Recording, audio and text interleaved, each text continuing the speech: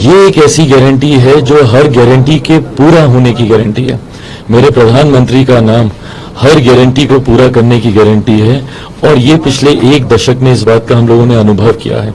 रह रहकर जितने ज्वलंत विषय थे, जिस तरीके से उनको पूरा किया गया, जितने विवादित मुद्दे थे, जिस तरीके से उनको सुलझाने का काम किया गया, ये इच्छा शक्ति इसी प्रधानमंत्री में हो सकती है।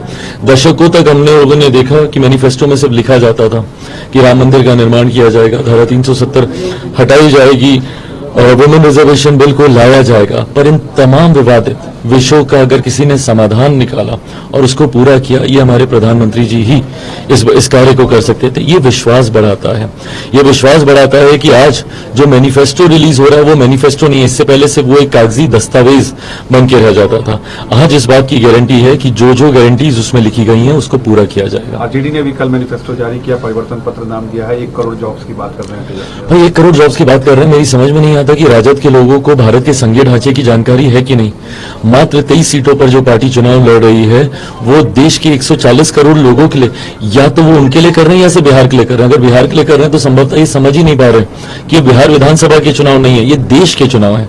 मुझे नहीं पता कि राजद कब राष्ट्रीय पार्टी बन गई, मुझे नहीं पता कि देश के कितने राज्यों में इनके विधायक हैं और इनके सांसद हैं कि इस तरीके से ये घोषणा पत्र लेकर आ रहे हैं। जिनकी अपनी सरकार अभी तक बिहार में नहीं है वो देश का मैनिफेस्टो तय करें, ऐसा होता नहीं है आमतौर पर। और जब ये लोग 1 करोड़ की बात करते हैं, बताएं ना इनके पास वो विजन क्या है। सिर्फ घोषणा करने से नहीं ना होगा भाई, आपके पास वो रोड मैप होना चाहिए। रेवेन्यू जनरेशन कैसे होगा, कैसे आप रेवेन्यू जनरेट आप कैसे करेंगे, कैसे अपने राजस्व को आप बढ़ाएंगे, जॉब अपॉर्चुनिटीज आप कैसे क्रिएट करेंगे, उसके लिए आपका क्या रोड मैप है। सिर्फ बोल देने से कि हम 1 करोड़ रोजगार दे देंगे, ऐसे में बोलने के लिए तो भैया 140 करोड़ की आबादी आप बोल दीजिए हम लोग 150 करोड़ लोग को रोजगार देंगे, पर बोलने से नहीं होगा, उसका रोड मैप तैयार करना होगा। अगस्त को कहा उन्होंने कि परिवर्तन होगा, युवा जो है बेरोजगारी से इस बार लाल किले से हम लोग ऐलान करेंगे। 2 साल से झंडा फहरा रहे हैं प्रधानमंत्री। भाई बहुत अच्छी बात है, आप लोग ऐलान कीजिए, पर आप ये भी याद रखिए कि एक लंबा समय बिहार की जनता ने आप पर, आपके परिवार पर विश्वास किया है। राजद के 2 मुख्यमंत्री लंबे 1.5 दशक के आसपास कार्यकाल में ये लोग रहे हैं, तब ये लोग इन बातों को क्यों नहीं पूरा कर पाए। आज जब मोदी की गारंटी सामने आई है तो इनको भी अब समझ में आ रहा है कि ये प्रलोभन हम लोग दें। इससे पहले जब आपकी सरकारें थी तब आप क्यों नहीं कर पाए। सबसे ज्यादा पलायन हुआ तो किसके शासनकाल में हुआ?